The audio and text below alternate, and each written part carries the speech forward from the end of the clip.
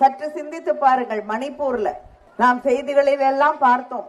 யாருமே அவங்க வீட்டுல இருக்க முடியல. பிஜேபி தன்னுடைய மத கலவரத்தை, தன்னுடைய அரசியலை அங்கே உருவாக்கி இன்னைக்கு வரைக்கும் அங்க இருக்கக்கூடிய பெண்களுக்கு பாதுகாப்பில்லை. பிள்ளைங்க போய் பள்ளிக்கூடத்துக்கோ கல்லூரியிலோ போய் படிக்க முடிய வாய்ப்பு கிடையாது. எதிர்காலமே இருக்கா இல்லையான்னு தெரியாத நிலையிலே முகாம்கள்ல அங்க இருக்கக்கூடிய, இந்தியாவில் இருக்கக்கூடிய ஒரு பகுதியில முகாம்கள்ல மக்கள் வாழ்ந்து கொண்டிருக்கக்கூடிய ஒரு அவலத்தை நாம் பார்த்து கொண்டிருக்கிறோம்.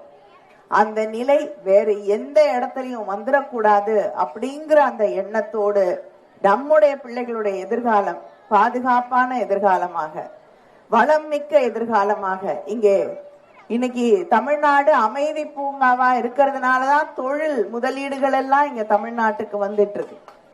வேலை வாய்ப்பு நம்ம பிள்ளைங்களுக்கு கிடைக்கக்கூடிய வாய்ப்பு இருக்கிறது என்றால் தமிழ்நாடு சரியான ஒரு நிர்வாகத்திலே இருப்பதால் தான். அதை புரிந்து கொண்டு இந்த தேர்தலிலே நம் பிள்ளைகளுடைய எதிர்காலத்திற்காக நாம் வாக்களிக்க வேண்டும் என்பதை நாம் இந்த தேர்தலிலே உறுதி செய்ய வேண்டும்.